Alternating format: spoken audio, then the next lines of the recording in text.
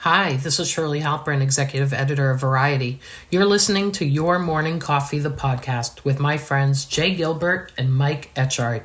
Weekly music news for the new music business. A Your Morning Coffee podcast deep dive on Spotify's Stream On presentation, discovery mode, pre-saves, countdown pages, and much more. From the RIAA, U.S. recorded music revenue scores all-time high of $15.9 billion in 2022. And you might be thinking, Jay, Mike, only two stories? Yeah, but boy, oh boy, oh boy, are these in depth. So we are going to rock those two stories like nobody's business. So Jay and I are about ready to start the show right about now. Stand by for transmission. This is London calling. Wake up! The revolution is at hand! Your morning coffee is on the air. On the air. On the air. On the air. On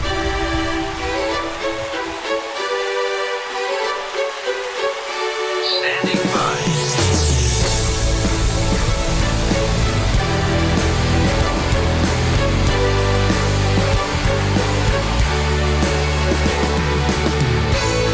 Your morning coffee, the weekly music news for the new music business. It's the highly curated, agitated, advocated, moderated, and liberated digital music information that you need to know. We are your digital music authority. And now from our studios in Hollywood, California, here's your hosts, Jay Gilbert and Mike Etchart.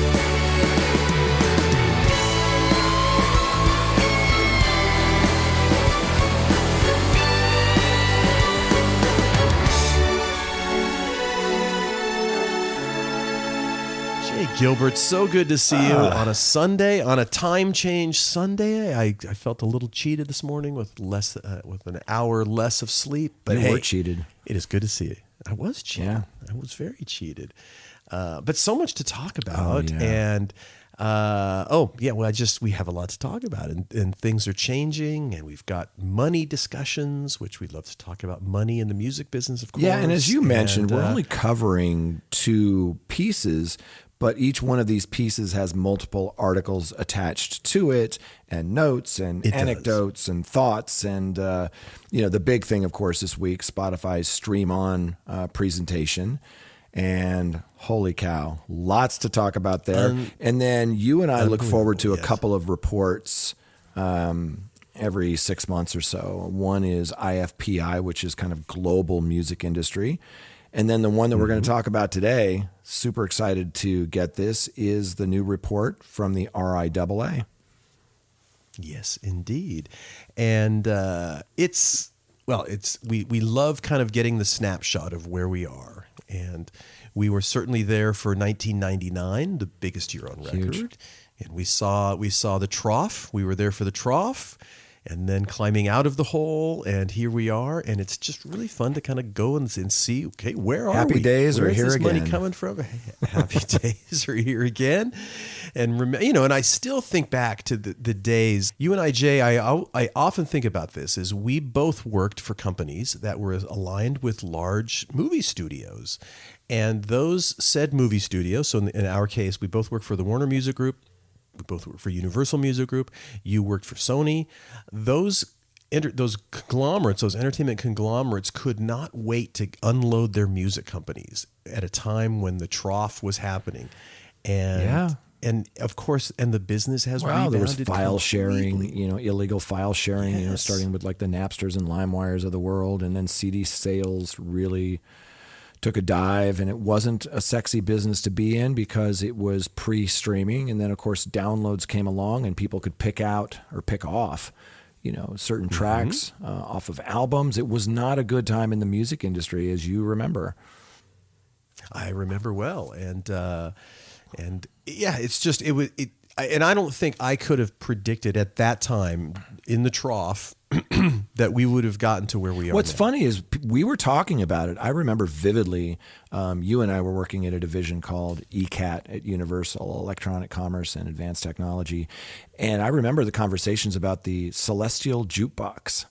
And we would see that term in Wired magazine and things like that. And it was basically talking about streaming.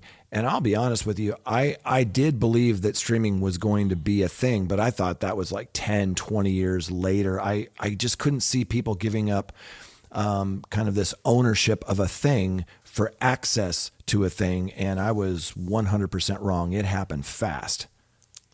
It did, but it couldn't have happened.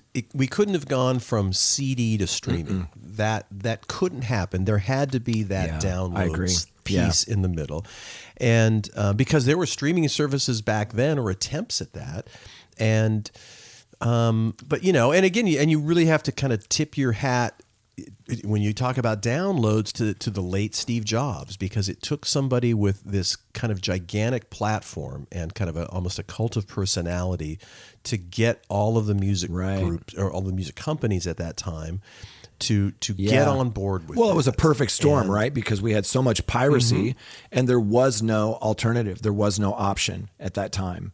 And so Steve Jobs, perfect timing as well, but came in and said, look, I can get them, these digital files to get people to pay for them and they'll be protected. And you're right. It was that nice bridge between physical and then the access, for streaming. But it was really interesting to me that the configuration of downloads, if you look at like the RIAA graph, is the configuration that was around the least amount of time. You've got vinyl and you've got cassettes and 8-tracks and you've got, CDs, and they all kind of have this life to them. But then you look at downloads, they were not around very long. No. It didn't seem like it was a short period of time when we were in it, but looking back, it certainly does. And of course, you also have to mention there was a hardware component to all of this, and that transition from physical to downloads wouldn't have happened without an iconic device with which you could put stuff in. And of course the iPod was that device. I still love my iPod. I still have it. I do too. It still I still works. have a bunch of them lying around the house. Yeah, of course. And I still have a lot of downloads, and I'm reminded of that every time when I go onto a flight and there's no internet and I don't have any music. So I've got a whole playlist of stuff that I've either ripped or purchased over the years because when you don't have that internet connection, you're without your music. And so, it's amazing how things have where we are now, and it's gratifying though to see some of these big numbers, which we're going to talk about, of course. But listen, as we head into this coming week, I think you're on an airplane heading out to Austin. Oh yeah, I'm going to head off to Austin for South by Southwest. Got some meetings set up. Got some clients there. Really looking forward to it. I don't know if you saw, there was an article by Kosha Dills that was on Hypebot. And the headline was, South by Southwest is here, 22 places I plan to be from 5 minutes to 5 hours.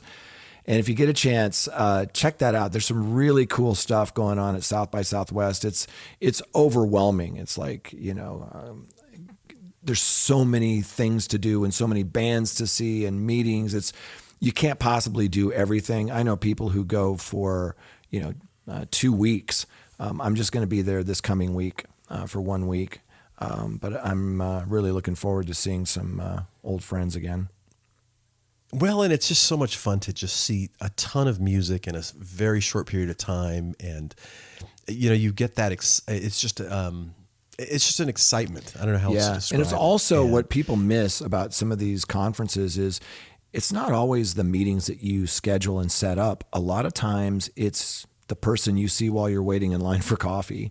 And it's just such a great thing to reconnect with people in the business, because although it is a big business, it's also a very small business in that a lot of the people that work in this business, we all know each other. We all work with each other or have worked with each other or collaborate or interact or whatever. And so it is this, this tight-knit little community. Well, and you also, in terms of just music artists, it's the music artist you weren't looking for that you bump into. You're there to see a different band, and then you see another band maybe opening up or following a band you went to see.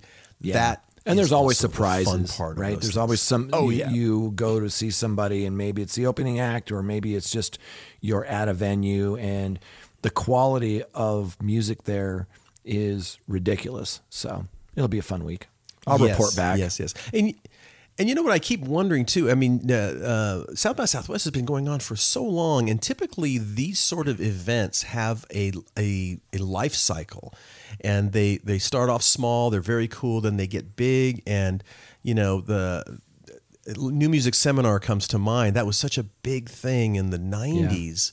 Completely gone now, of course, and yet South by Southwest has actually gotten bigger and continues to be kind of happening. They're event. relevant because they've gone into these other areas, and I think the same thing with Music Business Association and the Music Biz Conference. They've done the same thing where they were. It was NARM, the National Association of Retail Merchandisers. I think that's what it was, and they really struggled for a minute to incorporate downloads, then streaming, then digital, and now it's physical retail right alongside, Spotify and Apple Music and Amazon, and they've done a great job of turning that corner and pivoting. And I think the same. It's hard to do that, and it's hard to do that. And all these things were on my mind because I watched. There's a really great documentary out on Leonard. It's on Leonard Cohen and the song Hallelujah. And I remember being at New Music Seminar, and I saw Jeff Buckley right when that first album came out. And it started when I was watching this documentary. It got me thinking about seeing him live, and of course, he didn't live much longer after that, tragically. But and then I started thinking about the New Music Seminar and all of these events that I had gone to over the years that are no longer there, no longer happening. But hats off to whoever is in charge over at South by Southwest, because like you said, it's really hard to keep being relevant and to pivoting, and to just keep that stuff going on. And boy, I recognize how hard that can be, but I also recognize the skill that it takes, and when you're successful at that. And boy, they are sure successful at it down in Austin, Texas.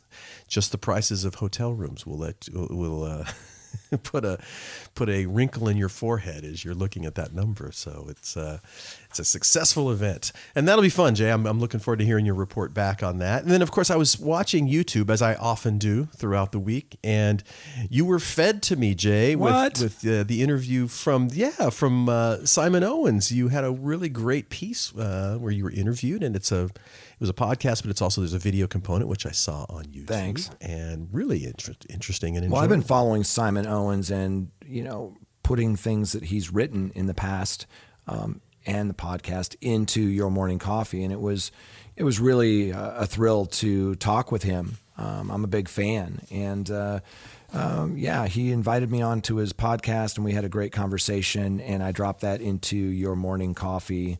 So check that out with Simon Owens. But thank you for that. The other thing this week that I thought was kind of interesting was I saw this piece, I think it was on Medium, and the headline caught my attention. It was "Collaborating with a Superstar?" ? Don't hold your breath for a big break. And I saw that it was put together by the CEO and co-founder of Beat Bread. And I had spoken to Beat Bread before. It's just such a cool platform, and it really drew me into this article.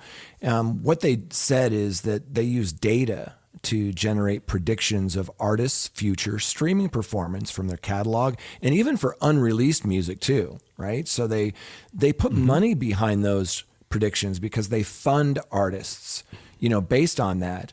And so they look at data really carefully. And as I was kind of going through this article, they talked about this thing they call the release ratio on, kind of how they determine what artists they're going to work with and fund. And I thought it'd be interesting. So I reached out and had a conversation with the author of this piece, which is, again, the CEO and co-founder of Beat Bread, Peter Sinclair. Let's listen in. Peter, thanks so much for joining me today. You are the co-founder of Beat Bread. It's an incredible platform. I'm learning a lot about it. tell our listeners, what is BeatBread? What do you do? Yeah, thanks. And thanks for having me. BeatBread is a funding platform for independent musicians and independent labels. We will fund against streaming royalties for artists from as small as $80 a month of streaming revenue and 10,000 monthly listeners on Spotify, up to artists making hundreds of thousands of dollars a month. So our deals go from $1,000 to several million. And everything we do is based on data.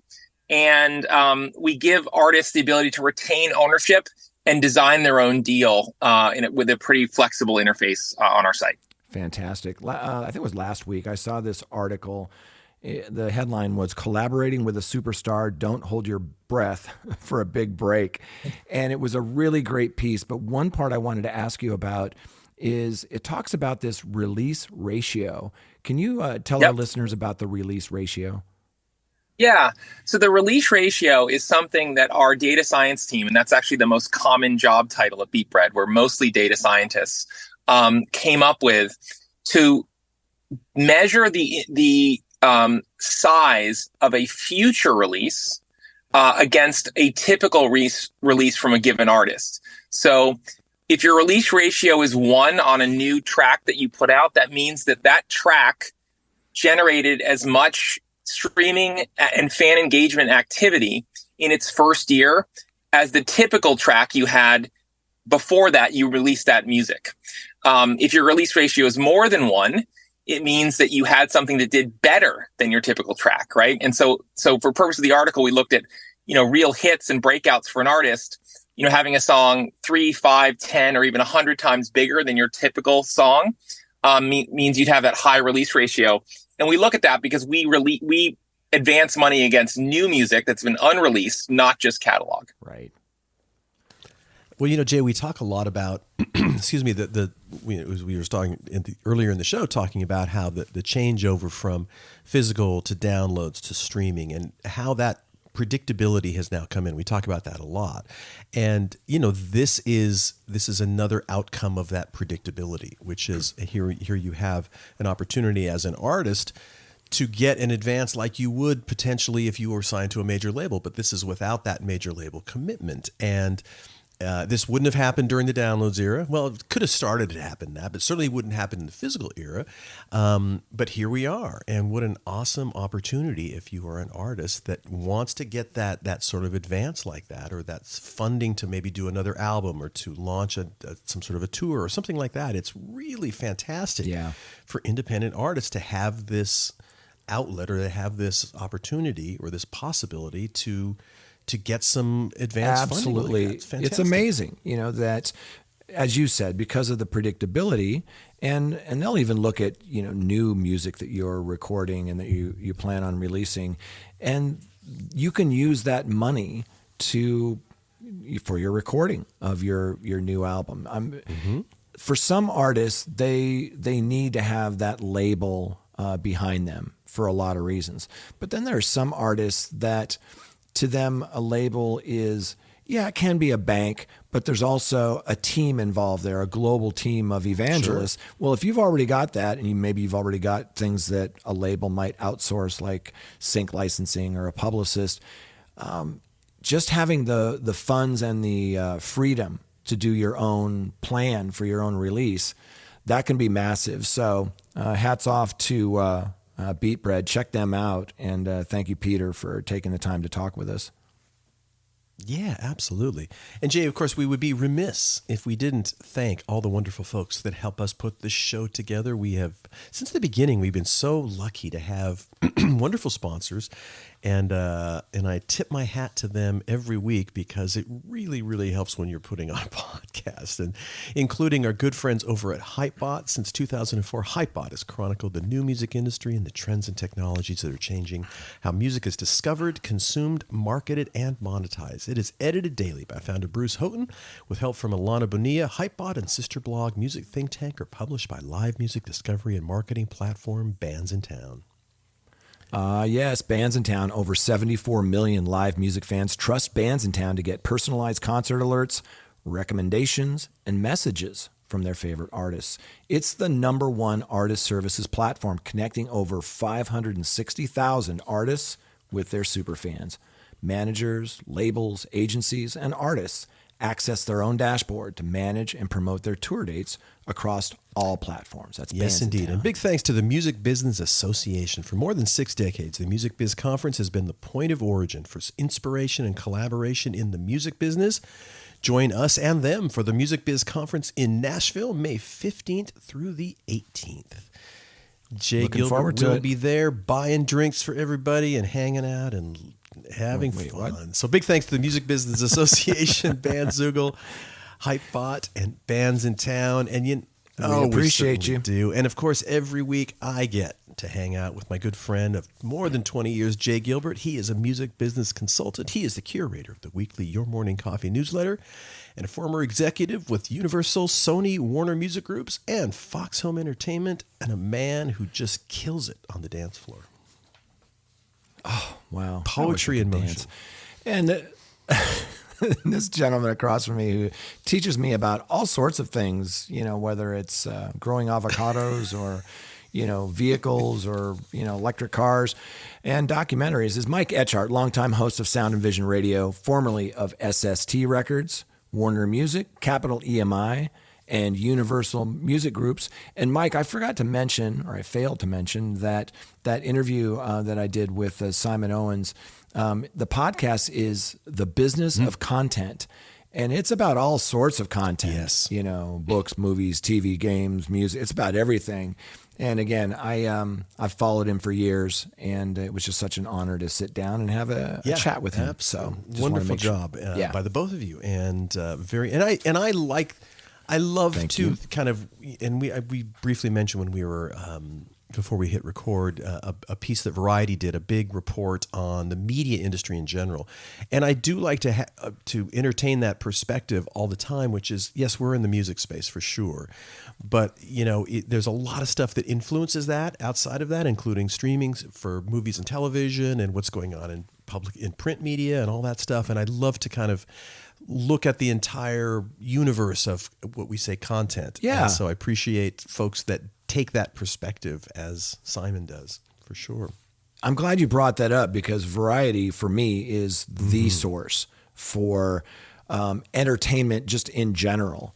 And you're right, it's all very symbiotic, and you need to know what's going on in the other areas. Like, if you weren't hip to what was going on in gaming, you wouldn't know how important music is to gaming and to film and to television. And there's no better source on the planet than Variety Magazine when it comes to keeping up on all of those things. Plus, I see it online, but every now and then I get the physical thing. Yes. Man, it brings me back. They're just so beautiful and such high quality. And man, I miss those days of getting everything physically like that. And it's so funny too, because I was in Studio City yesterday, and I was at a restaurant right by Ventura and Laurel Canyon, if you know the area.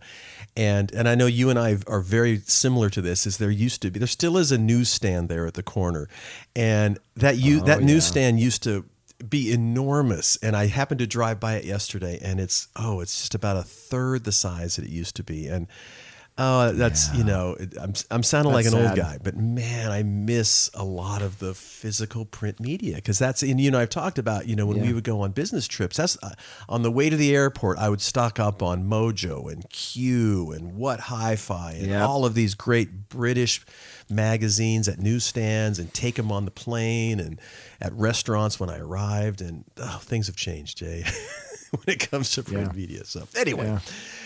Well, what do you say we jump into our stories, Jay? And by the way, a great job in the newsletter covering all of these stories in depth. And you got to go back and we're going to cover some of them, but there's so much more on the newsletter. And it was an interesting week, to say the least. Yeah, it sure was. And this first thing, it's not one story. It's actually like 4 stories that we have in a block in your morning coffee. And again, this is our deep dive on Spotify's Stream On presentation. And there were just so many announcements.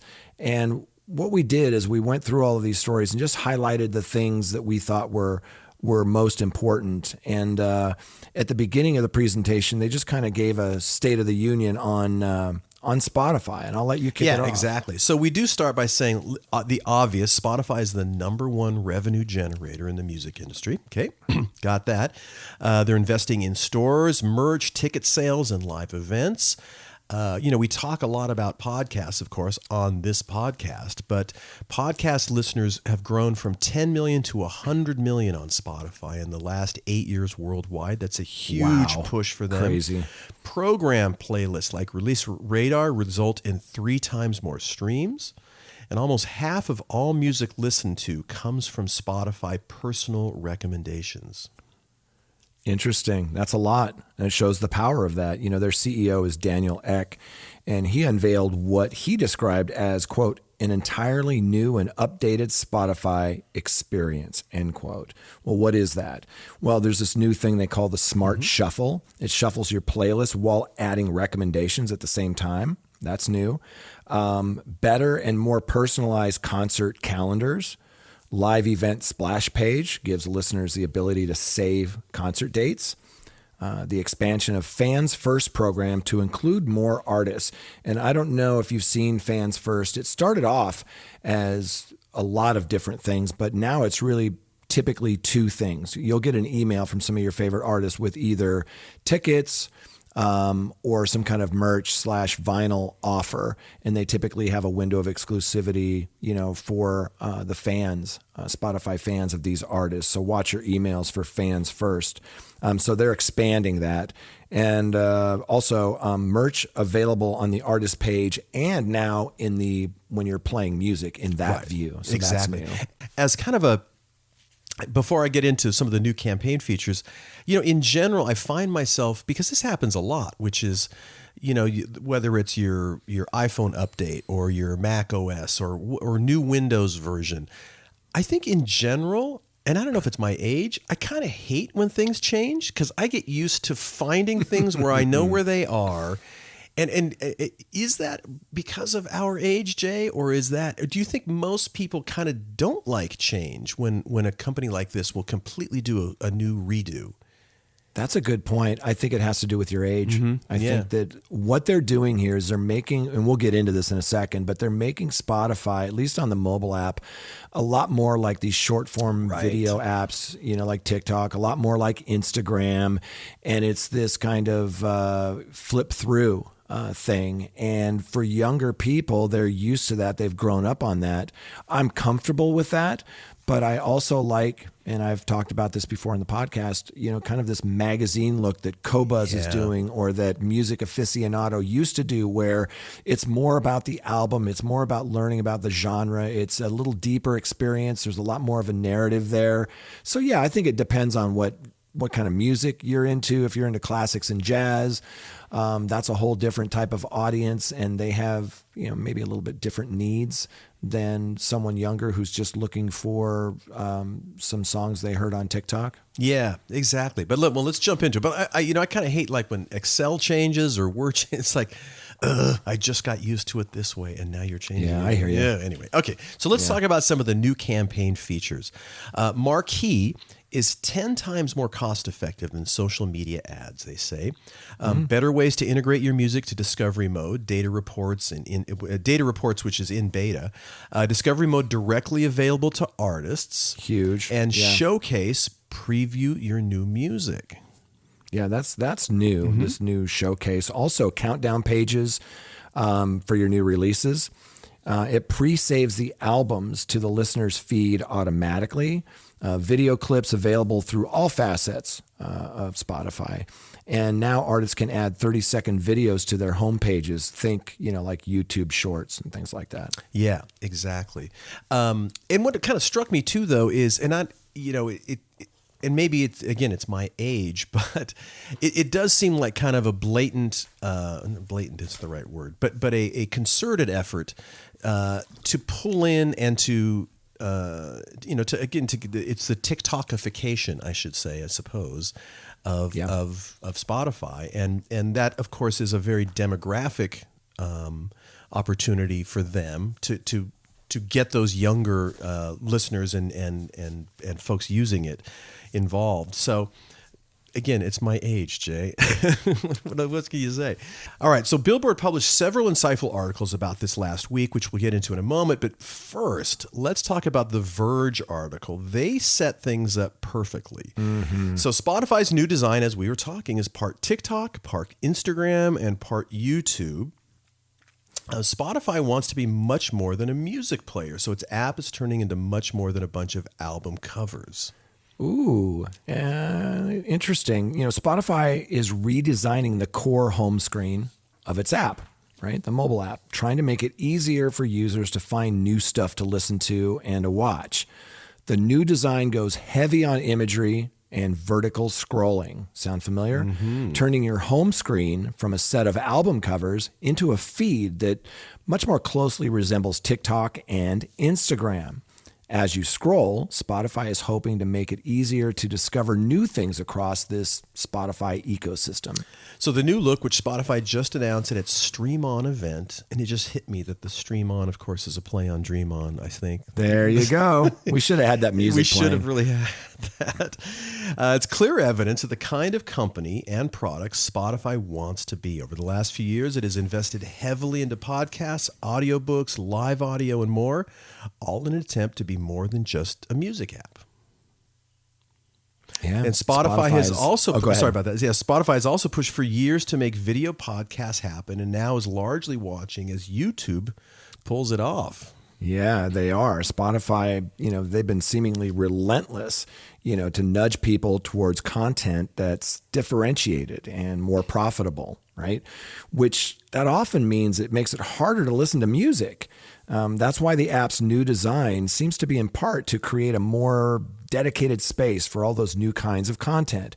Spotify has for years tried to find ways to put podcasts and music and everything else side by side, but it seems to be recognizing that the best answer is to give each thing much more room to breathe. There you go. Going forward, when you open Spotify, you'll see a bunch of album and playlist covers at the top, but underneath you might see an auto-playing video podcast, which you can jump into with a tap, or you might see a big Instagram-style photo meant to tell you a little more about a playlist you might like.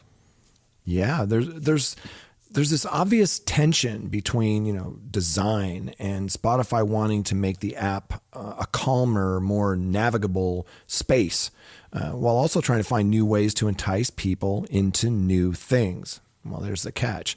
There's more auto-playing content than ever in the app now, and lots of ways to quickly preview songs and playlists without hitting, fully diving in. Full screen vertical scrolling is everywhere now. And it's obviously useful for a tool in discovery. Billions of users are used to doing this, right? Swiping through a dozen things that they don't like before finding something they do. Boy, I can't talk today. Playlists have been Spotify's main and, for all intents and purposes, only source of discovery. But in the new design, there's a much greater emphasis on getting you into new things. That makes particular sense in podcasts, where Spotify desperately needs to find new ways to recoup its huge investments in the space.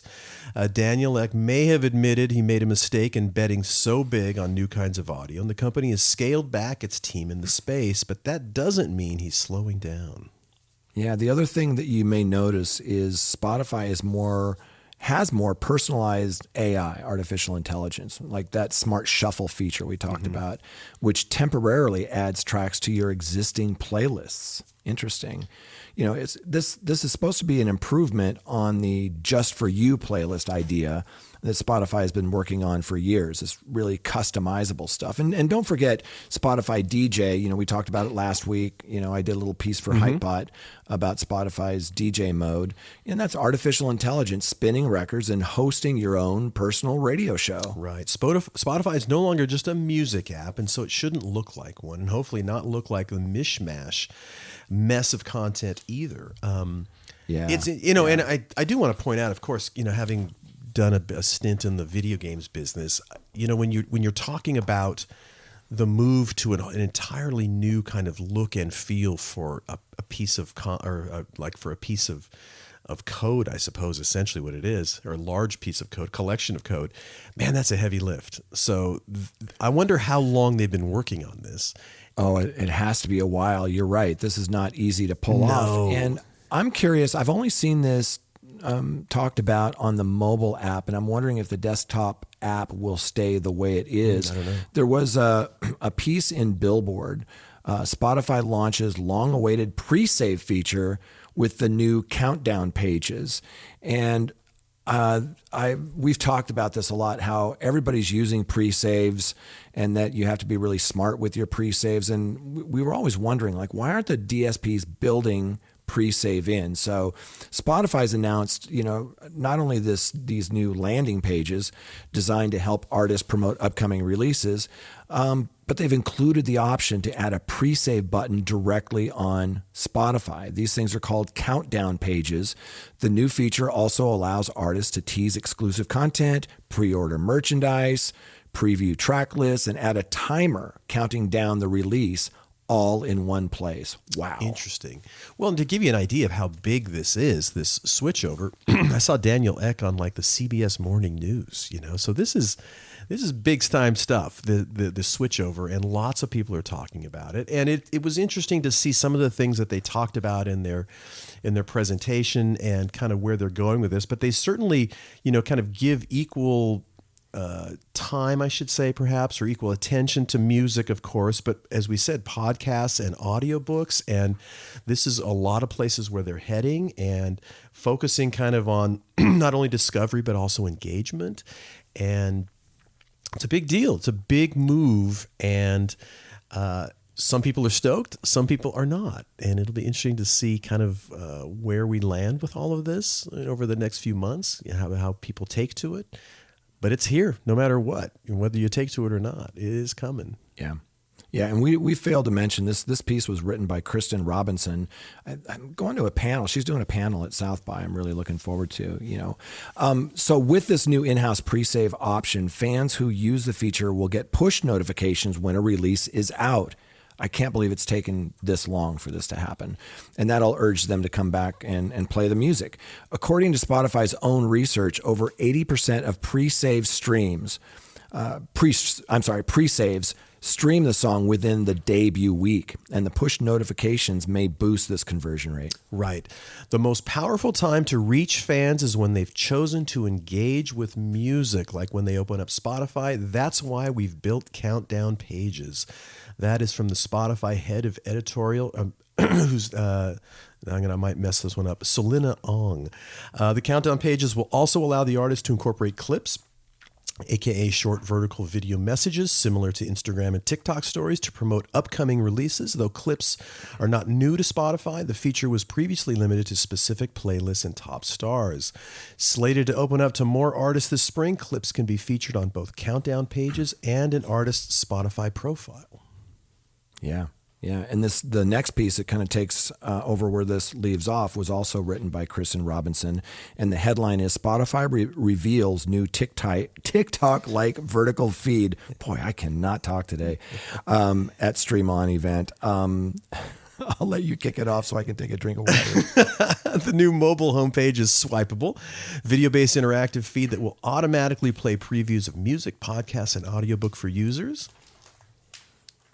Yeah. This new homepage is going to trade Spotify's formerly static, those carousels of playlists and song recommendations in favor of a more vertical, swipeable, video-based interactive feed, and that will automatically play previews of music, podcasts, and audiobooks for users in hopes of helping them discover new content. So when I open my home screen, I won't have to choose what I might be interested in just based on a cover art that I've never seen before or an episode name I've never heard of, said Spotify co-president, chief product officer, and chief technology officer Gustav Soderstrom. Instead, I can instantly hear the more interesting parts of a song or an episode. Okay. Interesting. This is a video-centric feed, and as well as these other announcements, they really kind of show that Spotify is moving away from positioning the company as solely an audio-focused company and really, toward creating a more audio-visual platform. Indeed. Excuse me, boy. Spotify has spent years trying to assert itself as the world leader in audio podcasts, diversifying its offerings from music to exclusive podcasts, live audio, and more recently, audiobooks. But not all of these pushes have played out well for the company. At least 6 of its live audio programs, for example, were canceled after roughly a year. Yeah, let's talk about Canvas a little bit. For those that don't know, these Canvas videos, you can put an 8-second looping video on your tracks through Spotify for artists. So when people play that, there's a visual element to it. And the Spotify has begun to offer more visuals in recent years, including, those video capabilities for some podcasts, that Canvas that I just mentioned. And according to Spotify, songs that use Canvas videos are 145% more likely to get track shares, while listeners are 5% more likely to continue streaming them. And they say that this Canvas feature will now play an even larger role at Spotify. The news of its more interactive vertical homepage marks Spotify as the latest major tech company to seemingly take cues from TikTok, Instagram, and YouTube. From TikTok. Instagram and YouTube have made pushes to popularize short-form vertical video offerings on their sides in the last few years, on their sites. I'm going to do this again. The news of its more interactive vertical homepage marks Spotify as the latest major tech company to seemingly take cues from TikTok. Instagram and YouTube have made pushes to popularize short-form vertical video offerings on their sites in the last few years. SoundCloud followed suit this week as well, announcing a vertically based Discover page that uses AI to power tailored recommendations. Yeah. And the last story on this Spotify kind of deep dive of their Stream On presentation is again from Billboard, and it was written by Elias Light, who's one of my favorite writers over there. The headline is Spotify expands access to controversial Discovery Mode program, and boy, is this a hot item. Yeah, exactly. Spotify officially announced it has expanded access to Discovery Mode, a contentious program that gives artists the chance to gain more algorithmic exposure on the platform through Spotify Radio and Autoplay in exchange for a lower royalty rate, Jay.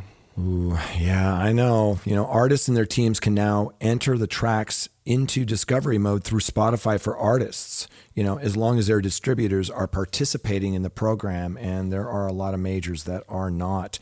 Managers are eager to get their artist music in front of as many people as possible and have been enthusiastic about Discovery Mode, telling Billboard it's a quote-unquote brilliant tool that can yield incredible results, for example. Yeah. On the other end of the spectrum, music industry, trade organizations, and members of Congress alike have denounced the program as a new digital form of payola that will eventually lead to an overall decrease in the amount of royalties flowing from Spotify to labels and artists. Several members of Congress also questioned Spotify about whether Discovery Mode meets guidelines set forth by the Federal Trade Commission, which notes that disclosures of paid content should be clear and conspicuous. And that's a part I think a lot of people miss when they talk about payola on radio, when people are paying money or providing goods to get something played, is that isn't necessarily illegal. The way it looks is that if you're not disclosing that it was paid for, that's what's illegal, right? So Joe Hadley, Spotify's global head of artist partnerships and audience, said, we've been testing this for a while, and the results speak for themselves. On average, we've seen users save Discovery Mode songs 50% more often. They add them to playlists 44% more often. They follow the artists on Spotify 37% more often. And that's just what they see in the song's first month of Discovery Mode use. And from talking to people in the business, I can tell you that they're talking about the first month. I'm hearing that after the second month, things really die down, and by the third month, you're not getting that kind of activity. So, a couple of points. One is, this is coming out of beta. There's going to be a lot more Discovery Mode driven tracks. That's going to dilute the results. Totally. And then the second point is that many of the major labels, they're not sold on this yet. To ensure the tool is accessible to artists at any stage of their careers, it won't require any upfront budget. Now, that's what Spotify wrote in its blog post. Instead, labels or rights holders agree to be paid a promotional recording royalty rate for streams in personalized listening sessions where we provided this service. That's in quotation marks. Last year, managers told Billboard that the royalties they received on plays from Discovery Mode were 30% less than the royalties they received from plays elsewhere on Spotify.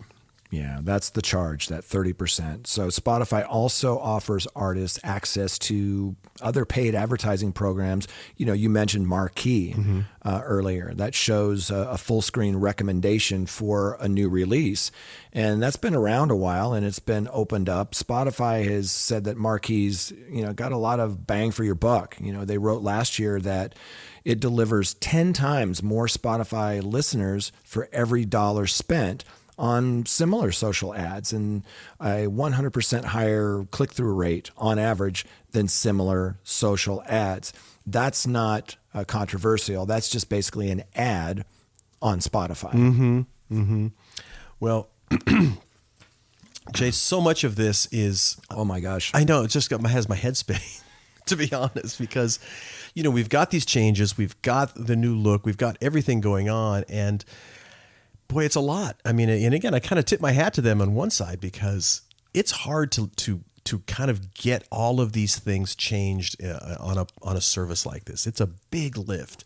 And it is a big lift. And you and I talk about how innovative they've been and continue to be, and not everything's going to be a home run, but I'm really excited to dive into this and see how it does and how it looks and feels and what the experience is like. And, maybe it's not for guys like you and me. Maybe it's more for our kids, but it'll be interesting to see how this is accepted with the Spotify users. Well, and you and I were talking about this again before we hit record, which is, is this kind of will we eventually see sort of a stratification by demographics of the services? I think Spotify has, by and large, all the way across, just, I know my mother-in-law has Spotify and I know my kids have Spotify. So, yeah. It's a pretty broad swath of people, but, will this kind of push toward, let's call it the TikTokification of Spotify? Yeah. Will that kind of alienate certain users? Will they maybe jump over? There was an article you and I were talking about, I think it was on The Verve, people saying like, that's it for me. This is not for me anymore. This is the reason for that kids. The reason for that is some users feel like this is making it even more track-based than it already is. And it definitely is track-based. And they want to get back to the album experience. And especially if you're into jazz or classics, or if you're into certain genres and you're into certain artists, you don't want just the tracks of a few of their best streamed tracks. You want to listen to the full album. And this goes away from that album experience in some people's minds. And to your point, that article that we were talking about before we hit record, there was a user that was saying, I've been with Spotify for years. I'm going to Apple Music because I want to see what I used to see, which is these album covers, and I want to listen to albums. Right. And it's, and clearly, for a variety of reasons, Spotify obviously is focusing on podcasts as they have been now for some time, audiobooks. They really want to diversify their portfolio and become more profitable, obviously. And so, and you and I have talked a lot about Apple Music and the challenge that Spotify has as a music service is that they're the only one really that depends only, this is their only business essentially. Yeah. Apple Music doesn't need music distribution. They don't need a music service. Neither does Amazon. Exactly. Yeah. None of them do. Spotify has to work a hell of a lot harder than those other companies because this is it. This is their and it's a hard business to make revenue or profit, I should say. And Spotify has seen that, but hats off to all of the innovations. Fantastic coverage from Billboard and The Verge. on this last week, this Stream On presentation. Lots to digest there, and we'll talk about it in the coming weeks as we dive in and play with it a little bit more. Sure. Well, let's jump into the last story, Jay, which is the that's a good one. RIAA report. U.S. recorded music revenue scores all-time high of $15.9 billion back in 2022, last year, of course. And so this is the industry's 7th consecutive year of growth. While overall streaming growth has been leveling off in recent years with 92 million paid U.S. subscribers or subscriptions, it's clearly continuing to grow and fuel the market while the steady resurgence of vinyl continues. It sure does. Hard to believe, but man, it continues. The vinyl resurgence. This was a great piece in Variety by Jem Oswald, who we absolutely love. And it was so great because we got the report, you and I got the report just like everybody, and we were looking through it. But it's always good to get some of these smart people like Jem who kind of go through there and break it apart and help us to understand it. And then in a minute, we'll talk about Glenn Peoples' take on it, which was even more interesting in some ways. Collectively accounting for 84% of total revenues. That's streaming. It's continued to be the largest driver, with paid subscriptions, ad-supported services, digital and customized radio, social media platforms, don't forget. Digital fitness apps like Peloton and others. So according to the report, paid subscriptions were up 7% to a record high revenue of $13.3 billion. Revenue grew 8% to $10.2 billion, passing the $10 billion mark for the very first time. Right. The number of paid subscriptions to on-demand music services continued to grow at double-digit rates in 2022. The average number of subscriptions for the year grew 10% to 92 million, compared with an average of 84 million for 2021, according to the report. Yeah, but, revenues for vinyl grew 17%, and that made it to $1.2 billion. That's not nothing. The 16th consecutive year of growth for vinyl. Wow. And vinyl is 71% of the physical format. So for the first time since 1987, vinyl albums, ready for this, outsold CDs in units, 41 million units versus 33 million units. After a 2021 rebound versus the COVID, that impacted 2020 revenues from CDs. They fell 18% to 483 million in 2022. Right. But the big but, Jay, our good friend Glenn Peoples' weekly newsletter, The Ledger for Billboard, he said, here's the bad news. Last year's growth in terms of both dollar and percentage increases was the lowest, the lowest since 2016, when the recorded music business started to recover from a 15-year downturn. Total music revenue grew 6.1%, but that's about a quarter of 2021's 23.2% gain. Paid streaming revenues improved 7.2% in 2022, a third of the 22.2% growth back in 2021. Yeah, leave it to Glenn to kind of turn over some rocks and look at the data, which we love about him. Turn over some rocks. That's exactly what he does. This is the first time that paid streaming revenue growth fell. That growth rate fell into single digits since 2010. So that year, paid streaming revenues rose just 2.9%. Over the next decade, as annual paid streaming grew to almost 58% of total recorded music in 2022, the segment's annual growth often exceeded 50% and only fell below 20% twice. Right. Ad-supported streaming revenue growth rate also fell into the single digits, also for the first time in more than a decade, slowed by an advertising malaise that has also affected companies ranging from Alphabet to iHeartMedia. Streaming services advertising royalties to record labels grew 5.6% compared to, check this out, 44% in 2021 and 16% in 2020. In dollar terms, last year's revenue growth was the lowest since 2015.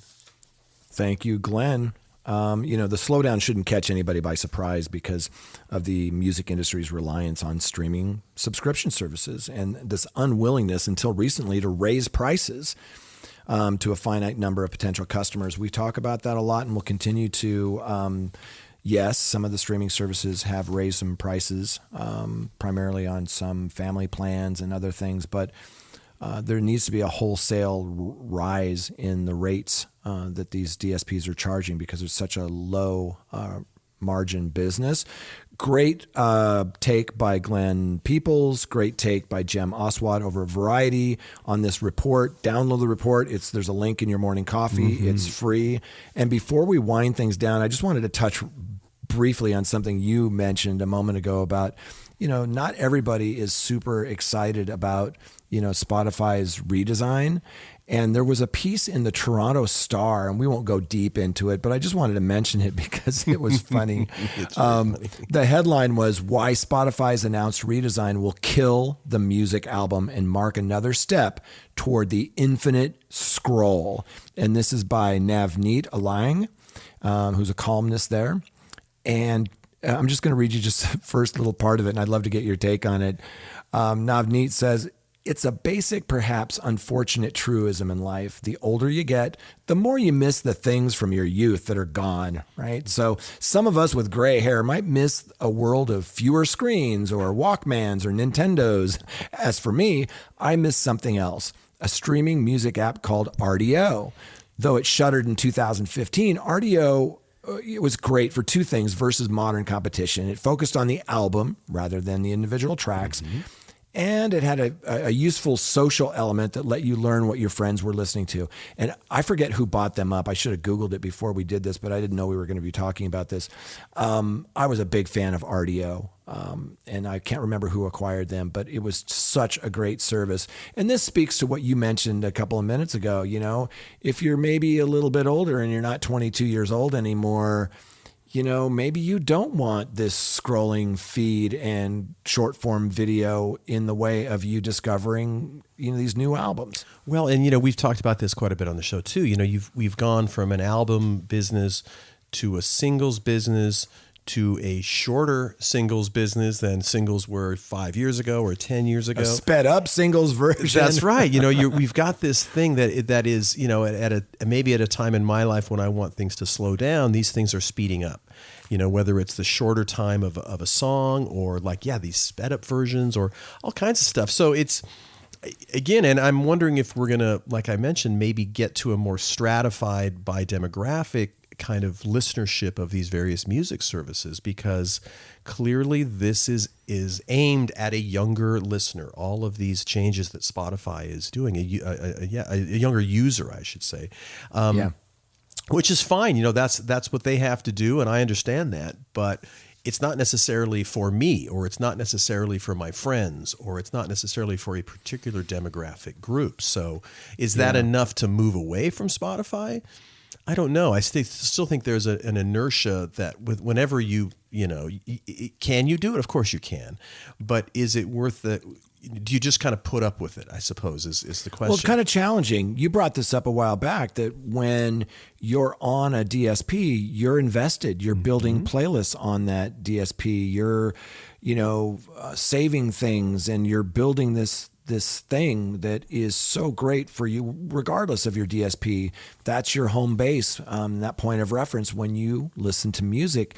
And it's not so easy just to start over and build a new relationship. Yes, and I think people are, it takes a lot to move away from a service, especially a music service. It's not that way, I think, for video content. Certainly, I will turn off HBO Max or maybe. I don't think I turn off Netflix ever. But, sometimes I kind of go through the list and it's like, okay, I haven't been watching anything on this for a while. I'll jump out for a bit. I don't think people do that with music very often. They just don't. Yeah. And yet I think, at least in my household, I know your household is unique, but even in my household, we have both Spotify and Apple Music. And I don't see that changing in the near future. So I think people just for the most part put up with it. But it is interesting to see, we're already seeing little funny articles. These are more, kind of side articles about, wow, this is kind of not for me, and this is why it's not for me. But I'm wondering if in the population at large it will cause a shift of people moving away from Spotify. It's too early to tell, but it doesn't feel it'll like be it interesting. Would be. It'll be interesting to see what happens. I can just tell you from my focus group of 4 kids that their number one choice for music is YouTube, because YouTube has everything. And I'm not talking about watching videos. I'm talking about, listening to music. It has anime, it has outtakes, B-sides, live tracks. It has all this, I hate using the word, but I will, content that maybe other DSPs don't have. And so I watch them as that's their experience. And look, I have a lot of different DSPs that I subscribe to for my work, and they could listen to any of those, but they choose YouTube when they're studying, when they're doing whatever they're doing. They build their playlists, they hit play, they go, and there's lots to choose from. So, different strokes for different folks, but we'll see how this goes as far as if people end up not liking it and leaving the platform, whether it grows their audience because it's a better, more immersive experience. And listen, most people aren't like us. They don't maybe listen to full albums. It's not only is it a track-based economy, but sometimes they don't even make it through the track, which is evident in the data that we see. And we have to remember that we grew up in an era where it was all about ownership, right? And now it's about access. And those are two different behaviors. And it's funny you mentioned YouTube, because I would say that I easily 2-to-1 listen/watch music on YouTube over any other streaming service. And just before we got on, I was watching a video of Eddie Vedder doing a tune from the Innings event that happened. Oh, wasn't that good? Oh, it's great. Fantastic. Yeah. He was doing a U2 song.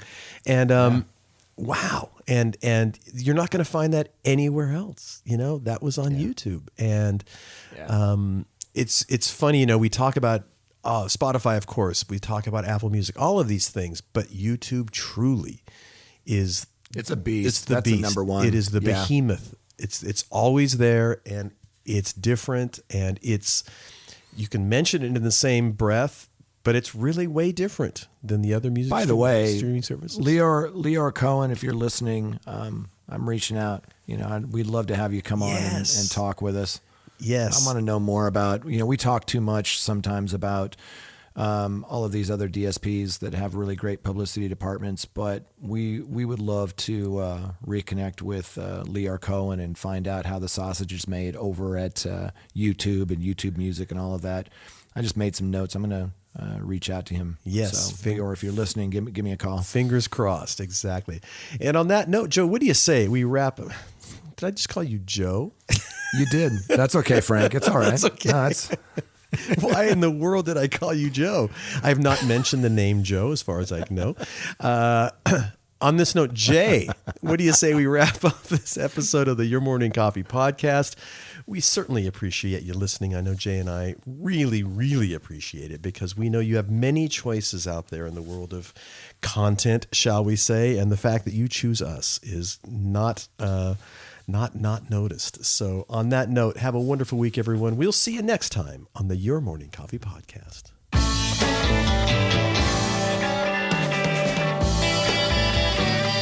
You've been listening to Your Morning Coffee, the weekly music news program for the new music business. Join Jay Gilbert and Mike Etchart next time for the digital music news you need to know.